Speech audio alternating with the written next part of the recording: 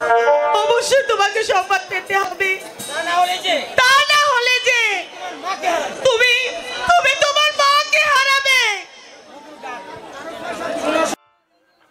না না, কতদিন গত হয়ে গেল, যাবো না আবার মজদুর সন্ধানে বেরিয়েছে। কই কই এখনো তো ফিরে এলো না। তুমি কি আমার যাবো না কোনো বিপদে পড়েছে? বেগম, কোনো বিপদে পড়েছে? বেগম, যাবো না। এই তো তোমার মজনুকে নিয়ে এসেছি। মা, বাবা মা, মা, বাবা, মা। আমি কতদিন ধরে তোকে দেখিনি বাবা। ওরে বাবা মজনু,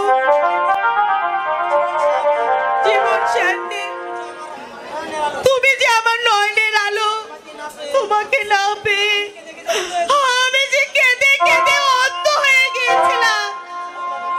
শোনো বাবা মজনু, মা, তুমি তুমি লালিকে ভুলে যাও না, এ বাবা। না মা, না। শোনো মা,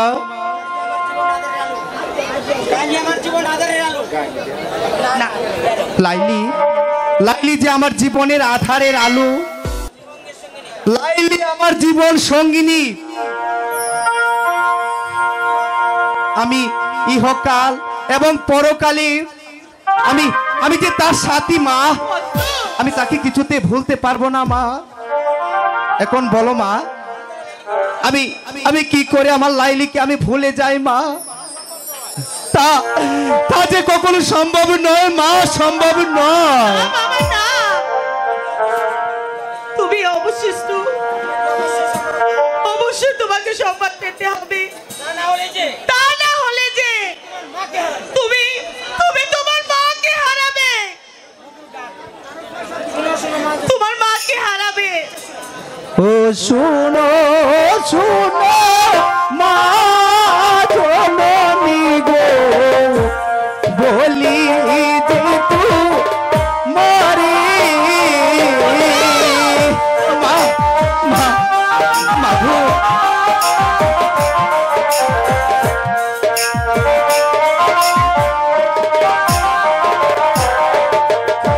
শুনের শুনে জননী গো, বলি দেয়া না রে মা।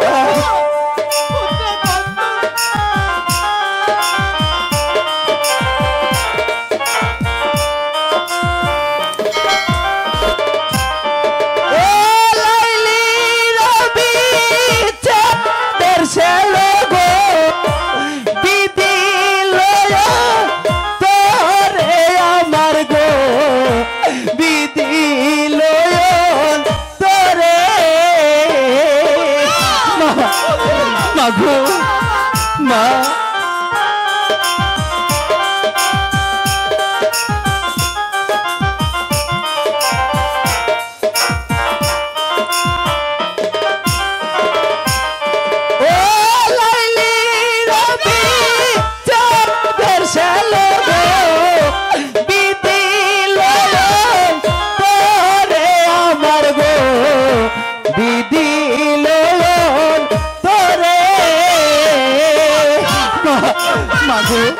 বলো মা।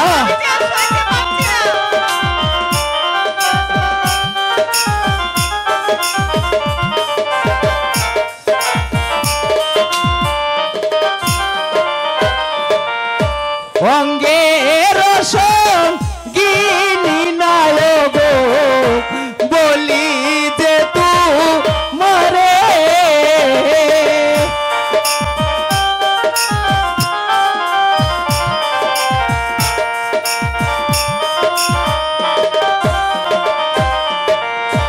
অঙ্গের সঙ্গিনী নায়ক বলি যে তু মরে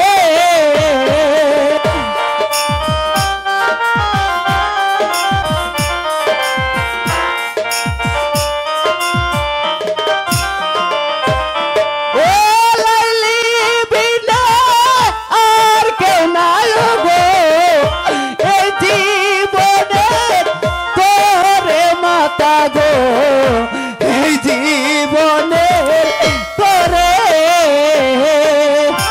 মা না মা আমি যে লাইলিকে কিছুতে ভুলতে পারবো না মা তোমাকে ভুলে যেতে হবে বাবা।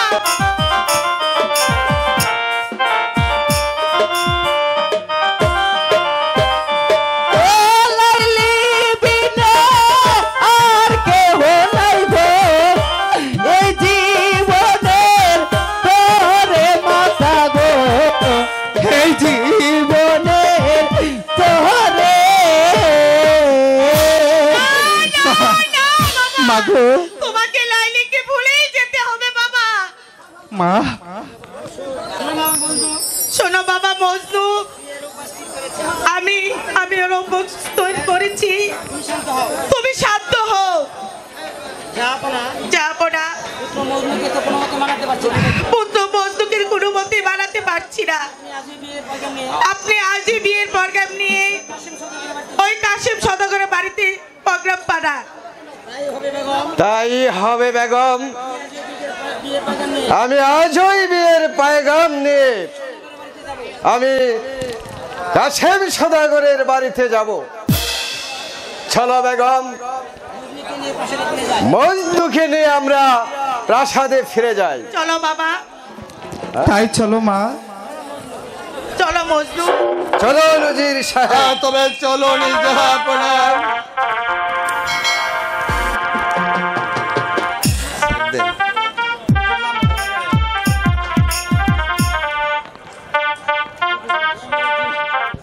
হ্যালো হ্যালো সুধী দর্শক, আজকের যে বইখানা মঞ্চস্থ হতে যাচ্ছে লাইলি মজনুর প্রেম,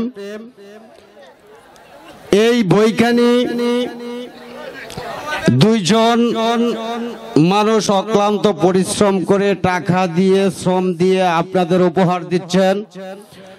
11 নং বড়হইট ইউনিয়নের ছাত্রলীগের সাধারণ সম্পাদক আনিসুজ্জামান তকিল,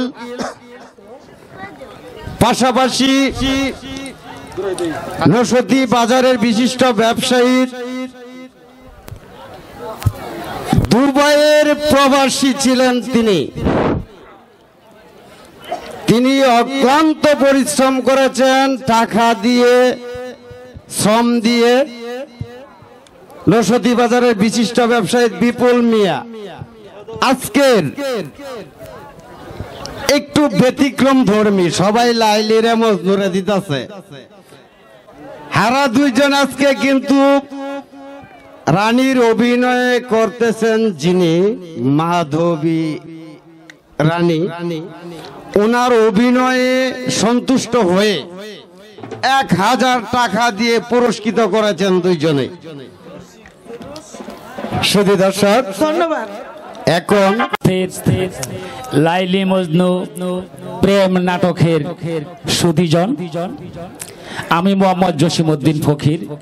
অনেকেই হয়তো আমাকে ব্যক্তিগতভাবে চেনেন একটি জায়গায়, এই জায়গার আড়ালে আবার আরেকটি পরিচয় আছে, আমি বংশগত ফকির। আমি প্রতি বছর বাৎসরিক একটা অনুষ্ঠান করে আসি ফাল্গুনের 3 তারিখ। সেই সুবাদে সেই তারিখটুকু অতি নিকটে এসেছে। 2 দিন ব্যাপী করি। আজকে আমার বাড়িতে হালকা জিগিরের মাহফিল চলছে এবং আগামীকাল ফাল্গুনের 3 তারিখ। প্রতি বছরেই পালা গানের আয়োজন করা হয়। গানের মধ্য দিয়ে আমি আপনাদের আনন্দ দেবার ছোটকাল থেকে চেষ্টা করেছি। সেই সুবাদে আমার একান্ত সকলের কাছে দাবি, আগামীকালকের আমার বাৎসরিক তরিকতের মাহফিল হযরত শাহ মিসকিন শাহ ওলিয়া উলিয়ার নামে আমি পালন করি এবং আপনাদের সকলেরই আমার বাড়িতে দেবস্থান ফকির বাড়িতে দাওয়াত রইল এবং সেই সাথে কমাছে এনেছে নাটকের ফাঁকে যদি কোনো ঘোষণা দিতে হয়, নাটকের মুভমেন্ট থাকে না, কারণ যেহেতু অনেকেই জানেন আমি ছোটখাটো একজন শিল্পী, অভিনয় করি, তাই সবার কাছে কমাছে এনেছি। আসসালামু আলাইকুম ওয়া রাহমাতুল্লাহি ওয়া বারাকাতুহু। সকলকেই ধন্যবাদ।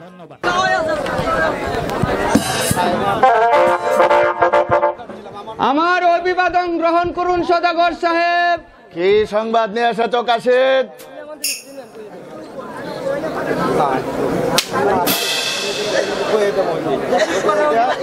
মসুর শহরের অধিপতি কাহিন্দু বাদশাহ আপনার সাথে সাক্ষাৎ করতে চায়, তাতে আপনার কি অভিমত? সসম্মানে আমার বন্ধুকে রাজপ্রাসাদে পাঠিয়ে দাও। আমি তাই করছি জাহাপনা।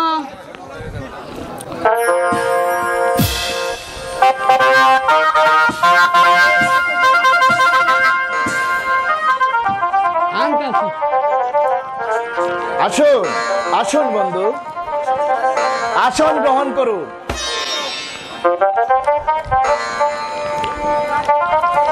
বন্ধু, তা কি মনে করে হঠাৎ আপনার আগমন? বন্ধু, আমি আপনার মেয়ে মা লাইলির জন্য আমার পুত্র মজদুর বিয়ের প্রস্তাব নিয়ে এসেছি, তাতে আপনার কি অভিমত? আমায় ক্ষমা করুন জাহাপনা। শুনেছি আপনার ছেলে নাকি একটা পাগল, আর আমি একটা পাগলের হাতে আমার মেয়েকে কিছুতেই তুলে দিতে পারি না। না সদাগর সাহেব, আপনি ভুল শুনেছেন। আমার ছেলে মানসিক পাগল নয়, সে আশিকির পাগল। না না বন্ধু, আমি আপনার কোনো কথাই শুনতে চাই না। হ্যাঁ সদাগর সাহেব, অমৌলিক কথা আপনি বলবেন না। লাইলি বিনে যে আমার পুত্রকে বাঁচাতে পারবো না সদাগর সাহেব।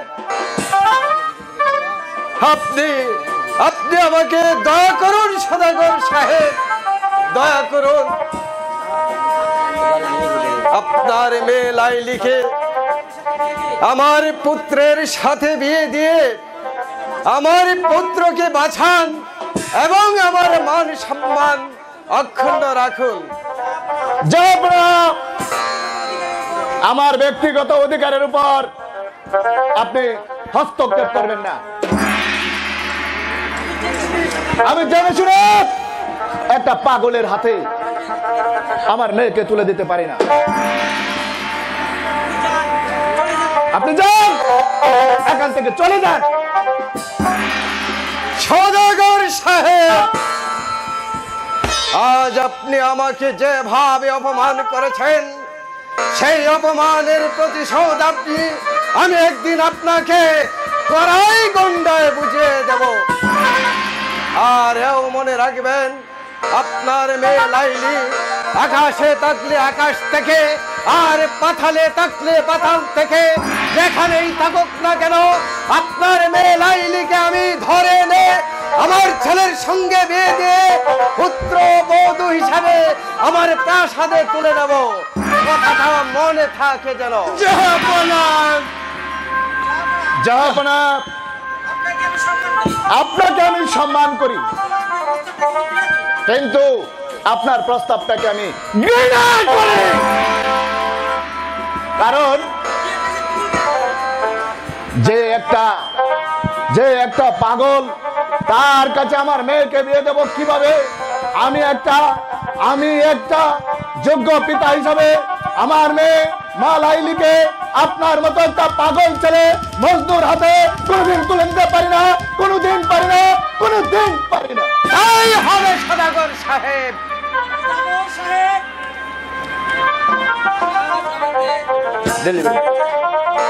চলো যাহা বড়া বড়া এবার বিশ্রামালয়ে চলে যাই। এই সদাগর সাহেব, সে একটা আদারি ব্যাপারী হয়ে জাহাজের খবর রাখেনি কেমনই করে। যাহা বড়া, চলো আমরা এবার বিশ্রামালয়ে চলে যাই। এই চলে আসো নজির সাহেব।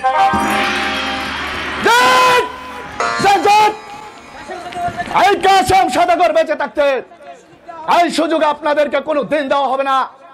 কাসেম সদাগরের শরীরে এক বিন্দু রক্ত থাকতে আমার মেয়েকে একটা পাগলের হাতে তুলে দিতে পারি না। তাই বরং গলা টিপে হত্যা করে সাগরের জলে বাসে দেবে, বাসে দেবে, বাসে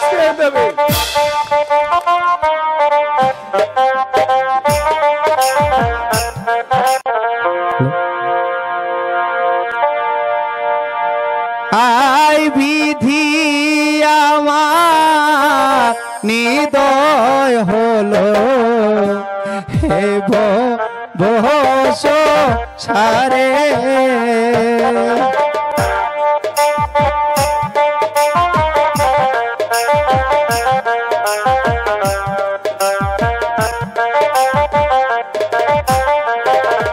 আয় বিধি আমার নিদয় হলো এই যশ সারে লাইলি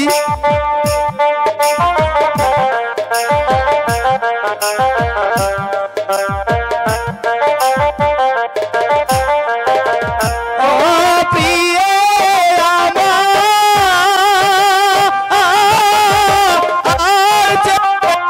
গেল এই জগতে মাঝে আজি এই জগৎ মা যারে লাইলি লাইলি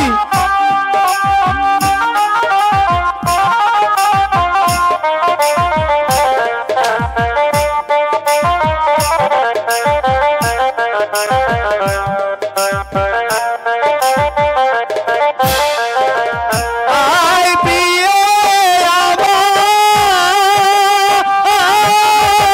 আমার ছেড়ে গেল এই জগৎ যারে আদি এই জগৎ যারে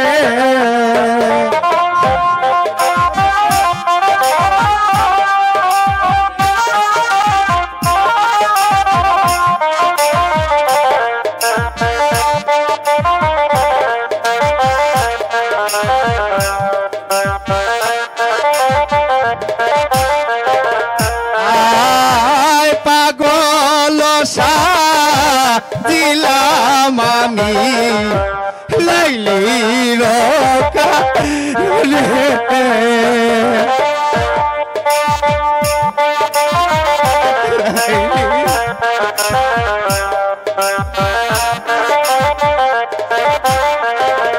আয় পাগল দিলাম আমি লাইলি রকা রনে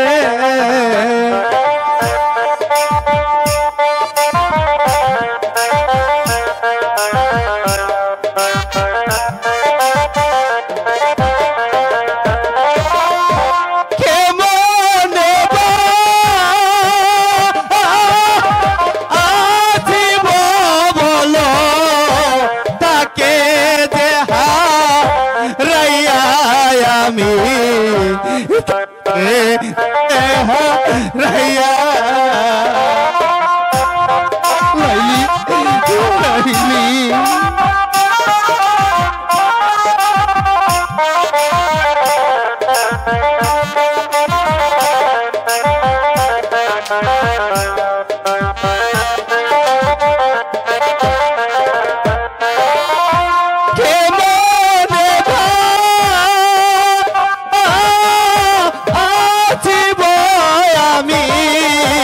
তাকে দেহা রাইয়া আজি তাকে দেহা রাইয়া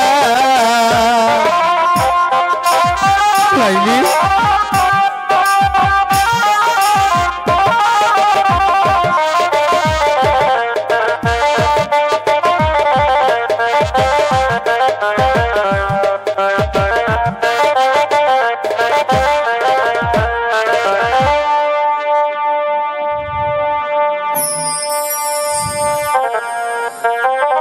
মজনু প্রিয়সী লাইলি তুমি তুমি আজ কোথায় দিবানিশি যে তোমার ছবি প্রতিচ্ছবি হয়ে আমার চোখে ভেসে ওঠে আজ তুমি কোথায় লাইলি তুমি কোথায় একটিবার এসে তোমার মজনুকে দেখে যাও ওরে তোমার হলো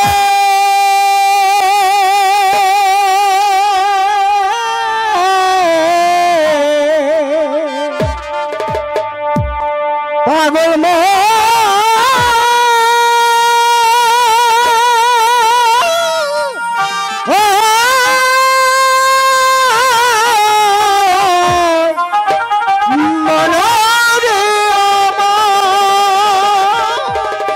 ঠাকুর ওরে তোমার ঘরে পড়বে ফেরে বুঝলে মধু ওরে তোমার হলে পড়বে ফেরে পারবে না পারে যেতে বুঝলে এক মন হলে বুঝলে এক মন হলে সে যেতে পারে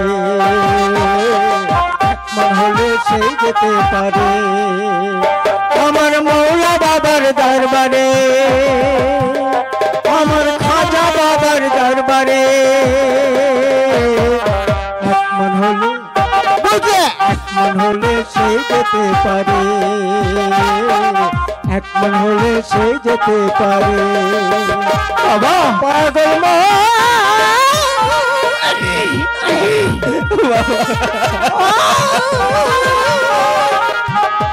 মনারে আমি কি করবো পাগলা বাবা আমি যে লাইলিকে ছাড়া আমি বাঁচবো না বাবা আমি বাঁচবো না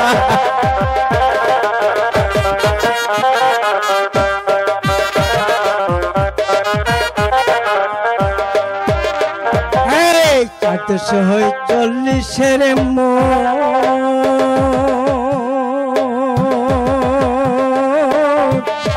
রতি মশাই কম হইলে লয় না মহাজ হয় 40-এর রতি মশাই কম হইলে লয় না মহাজ সেই উপর থেকে হুকুম আসে উপর থেকে হুকুম আসে ভোলা মন পাগল মন ভোলা মন মৌলা বাবা পার করে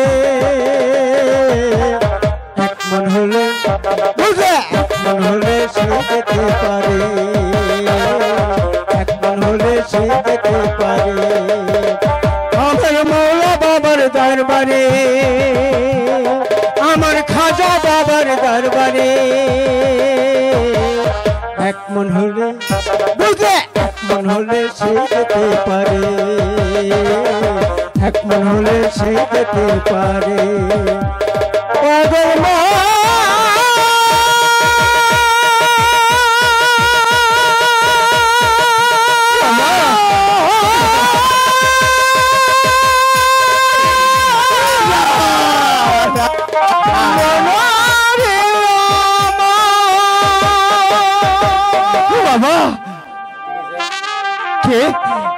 কে তুমি আমি আমি আমি এক পথের ফকির আমি আমি পথে পথে ঘুরি আর গান গিয়ে বেড়াই পাগলের মতো আমার মনে যা আসে আমি তাই গিয়ে বেড়াই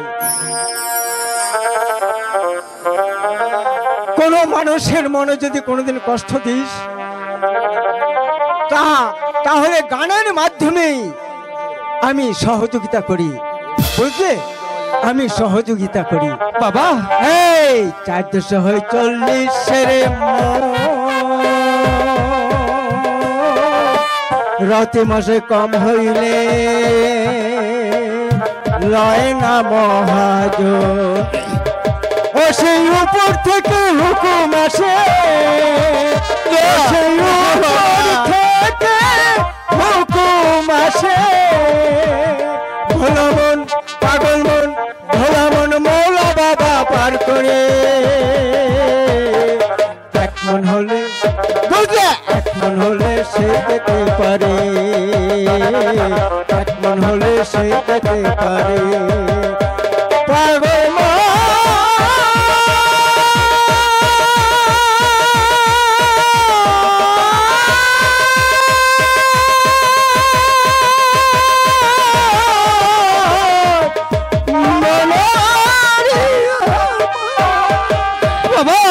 বাবা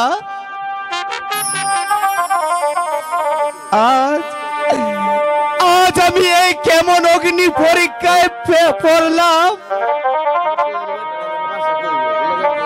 পাগল আমাকে গানের মাধ্যমে সে কি বুঝাতে চেয়েছে? আমি আমি ফকির বেশে চলে গেলে আমি আমি আমার প্রিয়সী লাইলিকে খুঁজে পাবো। হে খুদা, তুমি তুমি আজ আমাকে ধৈর্য ধরার ক্ষমতা দাও খুদা। হ্যাঁ, আমি আমি ওই পাগলের উপদেশ নিয়ে আজ হতে আমি ফকির বেশি আমি বন জঙ্গলে চলে যাব। দেখি আমার আমার প্রিয়সী লাইলির দেখা পাই কিনা, লাইলি লাইলি।